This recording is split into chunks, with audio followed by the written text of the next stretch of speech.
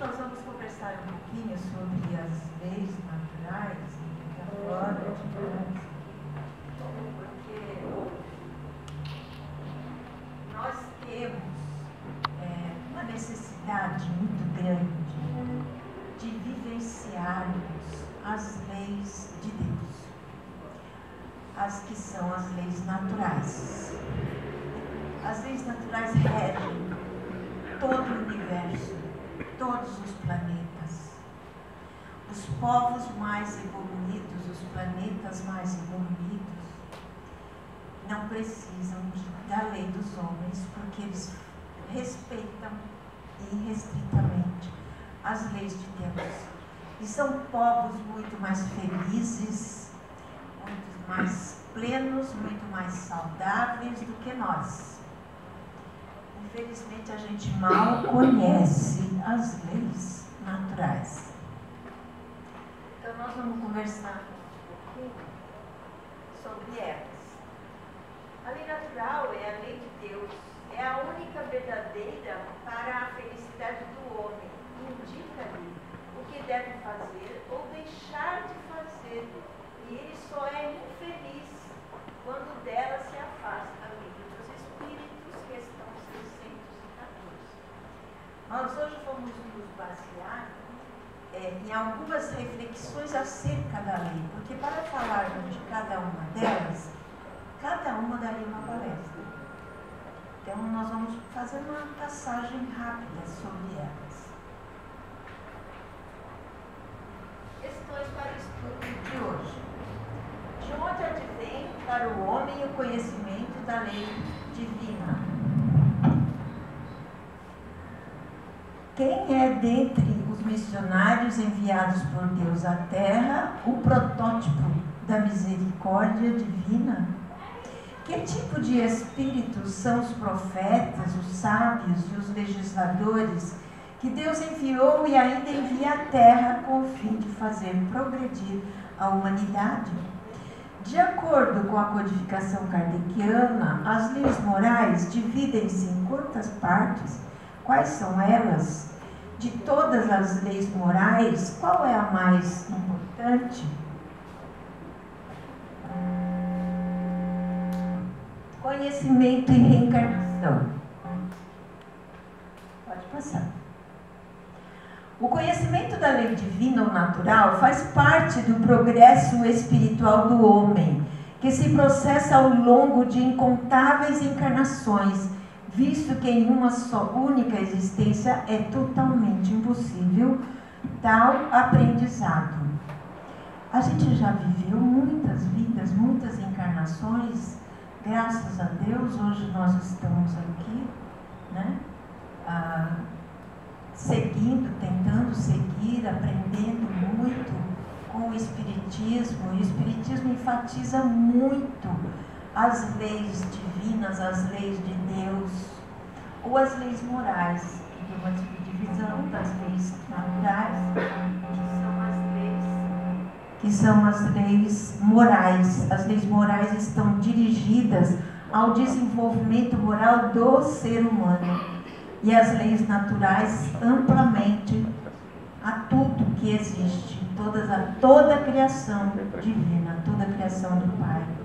Não existe nada que não tenha sido criado por Ele, né? Então a gente já conclui por aí que ela envolve tudo, tudo. Não basta, porém, que nos informemos a respeito dela. É preciso que a compreendamos no seu verdadeiro sentido, para que possamos observá-la. Como ensina a doutrina espírita, todos podem conhecê-la, mas nem todos a compreendem. Um dia, no entanto, todos a compreenderão, porquanto é forçoso que o progresso se efetue. Então, para que o progresso se efetue realmente, o progresso da humanidade, o progresso moral e espiritual, é necessário, é primordial que o homem siga, respeite, viva as leis de Deus. que são as leis morais e as leis naturais. Kardec, instruído pelos espíritos superiores, diz-nos que em todas as épocas da humanidade e em todos os quadrantes da Terra, sempre houve homens de bem inspirados por Deus para auxiliar a marcha evolutiva do ser humano. Invioláveis constituem o roteiro de felicidade pelo rumo evolutivo, impondo-se paulatinamente a inteligência humana, achando-se estabelecidas nas bases da harmonia perfeita em que se equilibra a criação. Revelados através dos tempos, a pouco e pouco, não se submetem às injunções transitórias das paixões humanas, que sempre desejaram padronizá-las ao próprio capricho, submetendo-as às suas torpes determinações. As leis de Deus, as leis divinas, são imutáveis, ao contrário das nossas leis, que mudam de acordo com o progresso da humanidade, né? O que era permitido há 100 anos atrás, que era tido como natural, normal, cultural, hoje, em muitos lugares, não é mais. A lei dos homens vai mudando de acordo com o progresso dos homens, né? Então, e as leis de Deus são perfeitas e eternas, não mudam nunca, não tem necessidade de ficar mudando de acordo com a nossa evolução. Pelo contrário, nós é que temos que evoluirmos e corrermos atrás e compreender cada vez mais e crescermos cada vez mais, evoluirmos cada vez mais para que possamos compreendê-las e vivenciá-las no nosso dia a dia. Caráter do verdadeiro missionário. Profetas, sábios, legisladores têm sido os instrumentos de que o Pai se utilizou para que o homem no campo físico pudesse encontrar a rota segura que o levasse ao reino venturoso com que todos sonhamos. Dentre todos eles, avulta a pessoa de Jesus, o protótipo da misericórdia divina, o tipo mais perfeito que Deus ofereceu à humanidade terrena para lhe servir de guia e modelo. Modelo a ser por nós seguido, ensinou pelo exemplo e pelo sacrifício, selando em testemunho supremo a excelência do seu messianato amoroso por meio da doação da vida, incitando-nos a incorporar no dia a dia da existência a irrecusável lição do seu modelo santificante. Nosso Evangelho, né, o Evangelho de Jesus, ele é totalmente embasado nas leis naturais, nas leis de Deus. Por isso que a gente precisa conhecer o Evangelho, estudar o Evangelho, não uma vez, mas 10, 20, estou exagerando não. Eu já li o Evangelho, eu acredito que umas mais de 20 vezes, desde que eu era criança, que eu li o Evangelho. Faz tempo, né? Então, e até hoje eu vejo coisas que eu não vi nas outras vezes. Que à medida que a gente vai se aprofundando nos ensinamentos de Jesus, no pensamento de Jesus, porque o Evangelho é o pensamento de Jesus. Olha que coisa maravilhosa. Quando nós estudamos o Evangelho, refletimos o Evangelho, nós estamos refletindo o pensamento do Mestre. E isso é maravilhoso, e é tão grandioso, é tão profundo, que a gente vai lendo, à medida que a gente vai lendo, a nossa capacidade intelectual vai ampliando, e a gente vai descobrindo coisas novas. aquilo que a gente já leu 10 vezes, a gente não viu como vê agora, depois de tantas vezes estudado, lido.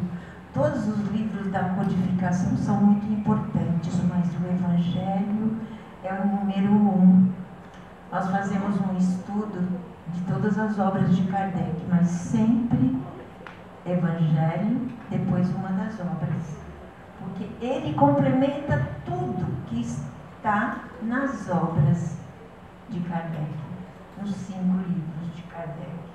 Muitas vezes a gente acha até uma coincidência muito grande, porque como é que pode, né, bater tão certo, tão acertadamente aquilo que estava na Gênese e aquilo que está no Evangelho, aquilo que está no Livro dos Espíritos com o que está no Evangelho. Então, é muito importante esse estudo do Evangelho. Quando Jesus disse, eu sou o pão da vida, quem comer desse pão nunca terá fome, ele estava se referindo justamente ao Evangelho, ao seu Evangelho, aos seus ensinamentos que ele deixaria para nós. Então o Evangelho é o pão da vida. É aquele pão que a gente não pode deixar de comer todos os dias, porque ele alimenta a alma. Nossa alma com fome, nós adoecemos. Então nós precisamos muito desse alimento. Uma alma com fome é uma alma ansiosa, uma alma depressiva, uma alma doente. E o alimento da nossa alma, como Jesus disse, eu sou o pão da vida, quem comer desse pão nunca terá fome, essa alma nunca terá fome, nunca terá necessidades, né, morais, materiais, que a gente tem por não estar nos alimentando, não estarmos nos alimentando desse pão da vida, que é o Evangelho.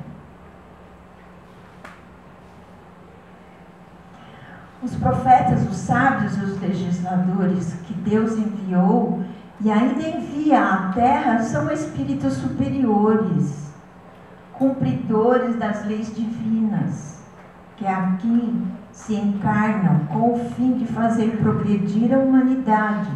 Tais espíritos são possuidores de alta bagagem espiritual e, ao se comprometerem com essa ou aquela missão, para ela se preparam conscienciosamente antes de reencarnarem.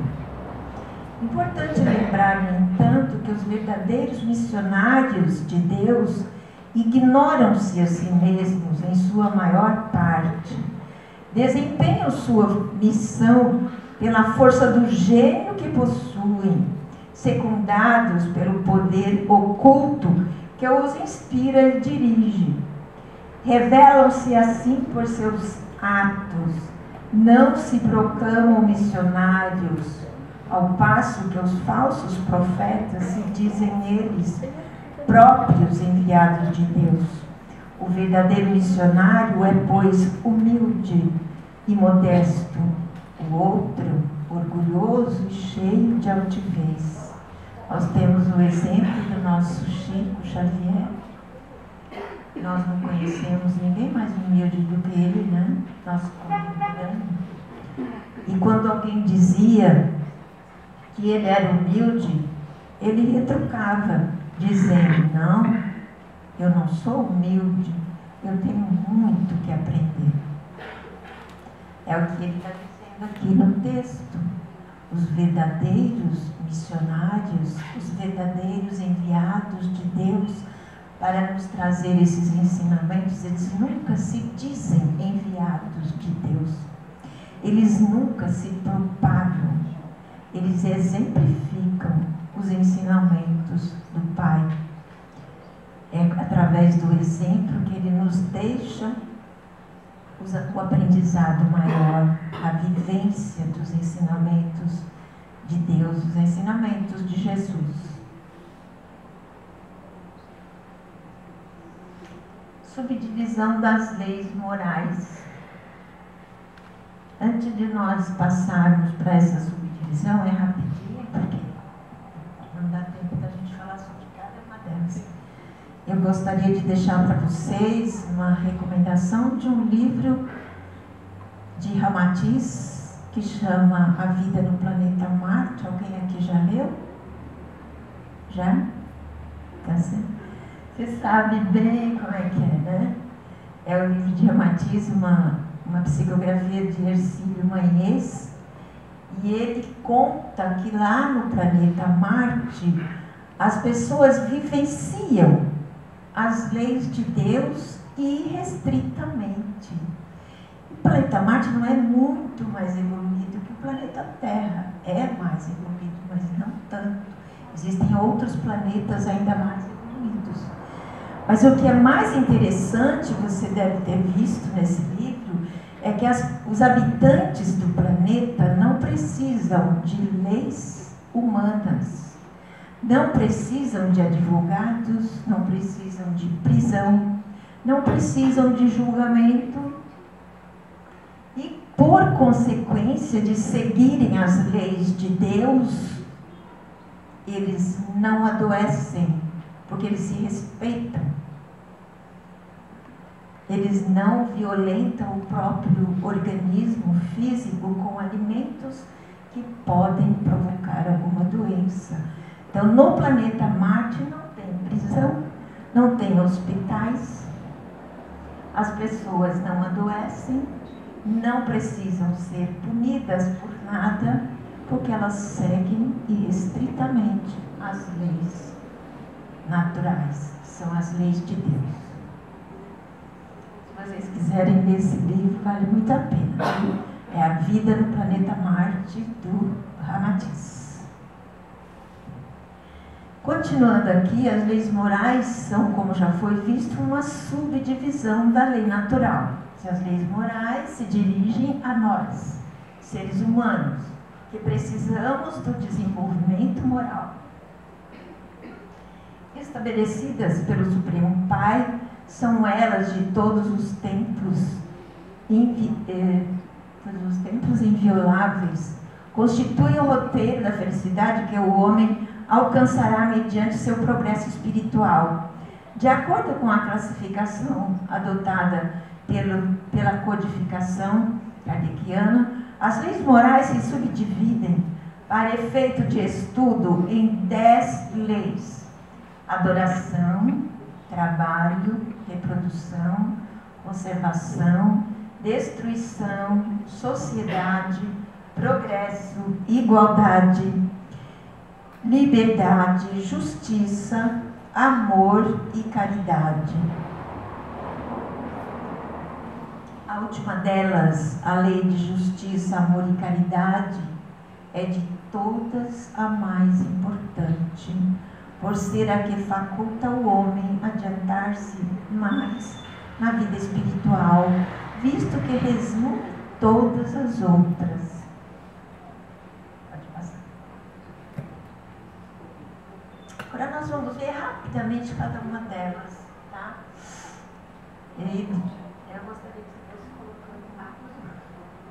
Adoração é a elevação do pensamento a Deus. Pela adoração, a alma se aproxima dele. Livro dos Espíritos, 649. Quando a gente fala em adoração, mas o Espiritismo diz que não pode adorar Deus, né? A adoração, de acordo com as leis naturais, as leis divinas, é aquele respeito que nós temos pelo nosso Pai, aquela admiração profunda que nós temos pelo nosso Pai, é o seguir as suas leis. É quando nós oramos com fé, em verdade, conversando com o Pai no profundo da nossa alma. Isso é adoração, não é aquela adoração boba de ficar, né, de joelho, de ficar fazendo um monte de coisas materiais, né? De coisas aparentes. Não, a adoração está dentro de cada um de nós, de acordo com a lei de Deus. Essa é a adoração válida que Deus gosta de receber de nós. Quando Jesus nos ensinou o Pai Nosso, Ele colocou no início do Pai Nosso a adoração de Deus. Que a gente fala: Pai Nosso que estás no céu, santificado seja o vosso nome. Estamos adorando o Pai. Nesse momento, se isso for verdadeiro, se isso estiver saindo de dentro do nosso coração, de dentro da nossa alma, né? Não nos deixeis cair em tentação, mas livrai-nos, Pai, de todo mal. Aí já, além de ser adoração, é uma petição: livra-nos do mal. Então essa é a adoração da lei. Lei de reprodução. Sem a reprodução, o mundo corporal acabaria. Livro dos Espíritos, 686. Lei de conservação foi dada a todos os seres vivos, seja qual for o grau de inteligência, para uns puramente mecânico, para outros é racional. Livro dos Espíritos, 702. Pode passar. Lei de destruição. É preciso que tudo se destrua para renascer e se regenerar. Livro dos Espíritos, 720. Pode passar. Lei de sociedade. Deus fez o homem para viver em sociedade. Deu-lhe a palavra e as demais faculdades necessárias ao relacionamento. Livro dos Espíritos, 766. Lei do progresso. O estado natural é diferente da lei natural. A lei natural contribui para o progresso do estado natural e, por consequência, da humanidade. Aqui vale uma explicação. O estado natural é o estado em que as coisas são criadas. Por exemplo, uma árvore, como ela nasce, cresce, como ela está no seu estado natural. Aí quando o homem vai lá, corta a árvore e fabrica uma casa, fabrica móveis, fabrica qualquer coisa a respeito, utilizando a árvore, aquele material, aquela matéria-prima, ela passa para o seu estado da lei natural, né? Ela segue a lei do progresso, né? Constrói-se algo mais, né? Com esse estado natural das coisas, certo? Então a lei natural é a lei que faz com que as coisas da natureza, os produtos da natureza, sejam usados pelo homem para o seu progresso, para o seu desenvolvimento.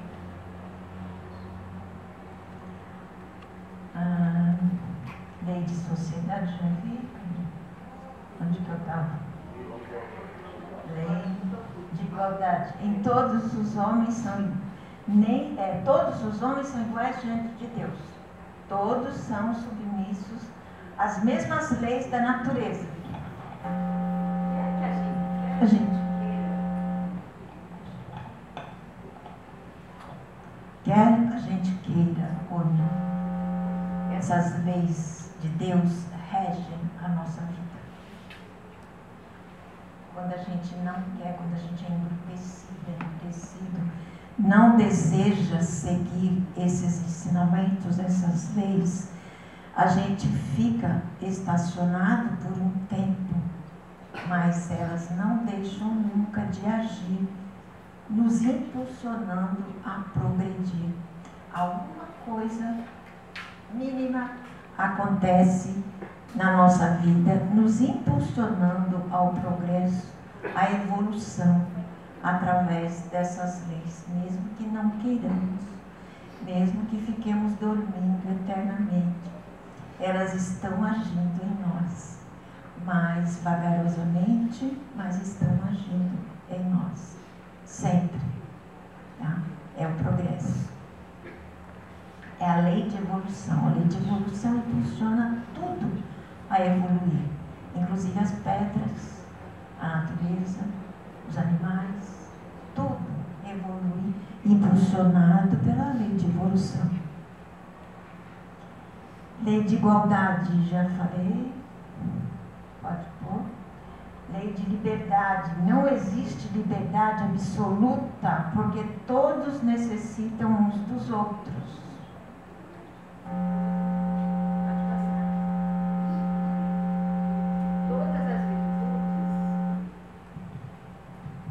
Todas as virtudes têm seu mérito, porque indicam progresso no caminho do bem. Livro dos Espíritos, 893. Pode passar.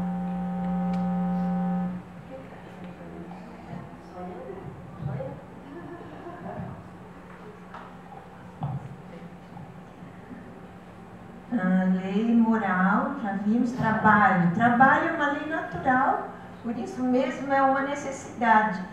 A civilização obriga o homem a trabalhar mais, porque aumenta as suas necessidades e prazeres. Livro dos Espíritos, 674. O trabalho é super, hiper necessário da nossa evolução. É através do trabalho que nós adquirimos conhecimento, sabedoria, aprimoramos a nossa inteligência cada vez mais, porque se nós não trabalharmos, nós não desenvolvemos as nossas habilidades. Então ela é super importante na nossa vida. Toda espécie de trabalho é importante, inclusive esse que nós estamos fazendo aqui agora, aliás, de grande importância. Todos reunidos tentando aprender um pouco mais e seguir os ensinamentos do nosso mestre e do nosso pai. Esse é um trabalho fantástico. Pode passar. Bom, a filosofia espírita é um livro de Miramês, o João Nunes Maia, e eu peguei no volume 13, Lei Natural, justamente essa questão 614 do Livro dos Espíritos. O Miramês, você já conhece Miramês? Já ouviram alguma coisa dele? Ele é um autor espiritual, é um espírito maravilhoso. Tem obras fantásticas, como Maria de Nazaré, né? A Vida de Maria de Nazaré, que é uma obra fantástica. A Vida de Francisco de Assis também. E inúmeros outros livros. Essa coleção são 20 fascículos que ele escreve. Em cada capítulo, uma questão do Livro dos Espíritos. Às vezes a questão é curtinha, né? São 3, 4 linhas só a resposta. Do Livro dos Espíritos, ele escreve um capítulo inteiro sobre aquelas 3 ou 4 linhas que estão no Livro dos Espíritos.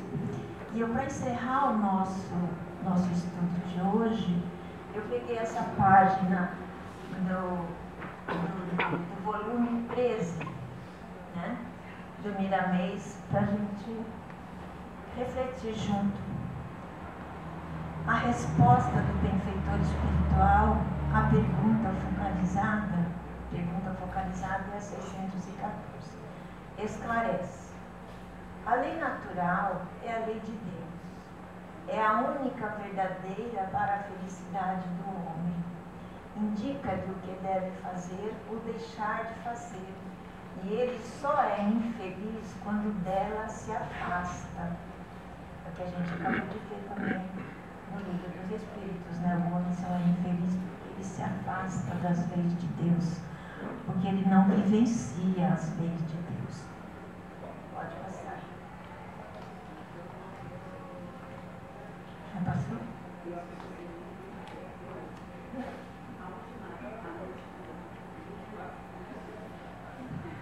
Ah, tá. O sofrimento da humanidade é, pois, o afastamento da lei de Deus. O homem conhece mais pela intuição, dependendo de seus sentimentos. Quando Jesus disse, batei e abrir-se-vos-á, mostrou-nos o caminho para o conhecimento de todas as leis da criação. Bater as portas espirituais é buscar o interesse de aprender, é aplicar o esforço próprio todos os dias, é orar e vigiar. As intenções muito valem no aprendizado de cada criatura de Deus.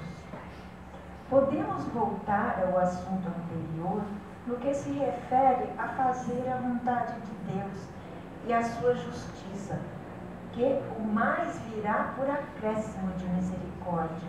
Se queres compreender a vontade de Deus, analisa pacientemente seus feitos extraordinários, medita na criação, na vida que circula no universo, na inteligência que modela todas as formas e na expressão de vida que existe em tudo.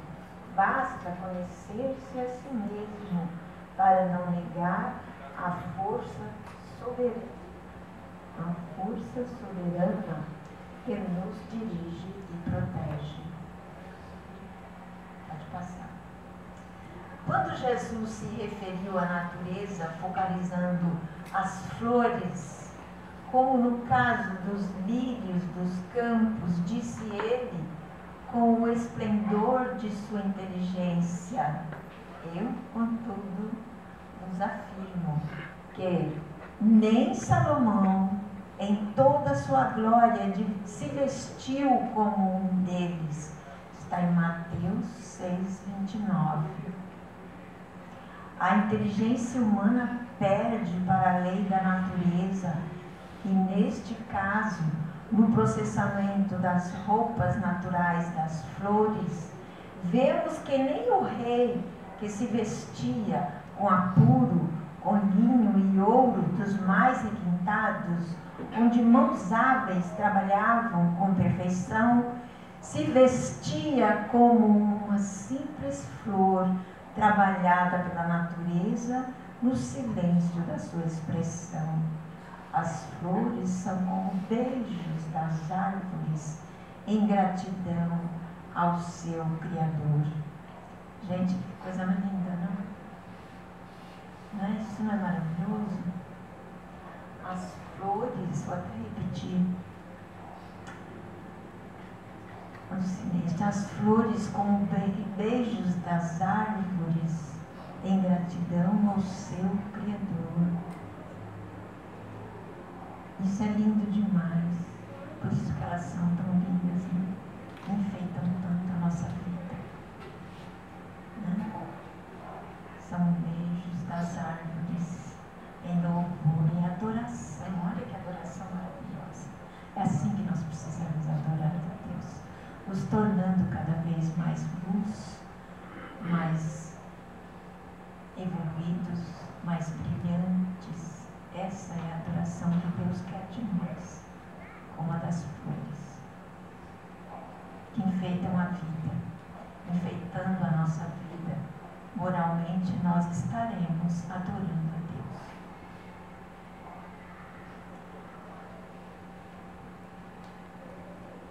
Aonde que eu estou? A lei natural se divide ao infinito e nos mostra toda a vida envolvida no amor, que é a fonte de toda beleza. Jesus nos pede para que vigiemos e oremos, no sentido de que nesse clima nos encontraremos frente a frente com as leis naturais, que nos protegem como sendo as próprias mãos de Deus estendidas para as criaturas. Isso também é lindo demais. E olha que ele fala: vigiemos e oremos. Ele não fala oremos e vigiemos, né? Porque não adianta nada a gente orar sem vigilância, certo? Vocês concordam comigo? A vigilância, em primeiro lugar, vigiemos a nós mesmos, aos nossos pensamentos, às nossas atitudes, para depois orar.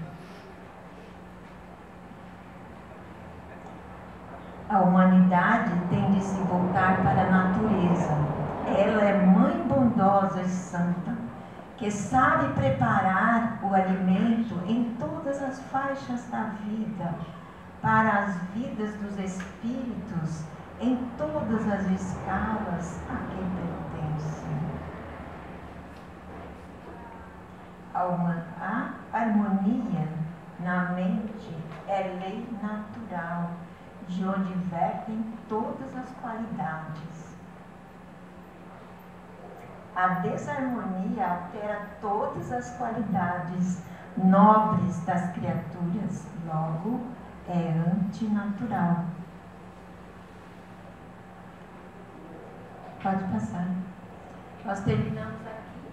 Agradeço muito a vocês por me dar essa oportunidade de trazer esse estudo que eu amo. Espero ter passado para vocês a minha emoção de comentar esses ensinamentos de Jesus, esses ensinamentos do nosso Pai. Agradeço de coração. Esses são os livros que foram utilizados na nossa bibliografia. O Livro dos Espíritos de Allan Kardec, o Evangelho segundo o Espiritismo, as Leis Morais de Rodolfo Caligares, Leis Morais da Vida de Joana de Ângeles e de Valdo Franco, Filosofia Espírita de Miramês, Psicografia de João Nunes Maia, volume 13, Lei Natural.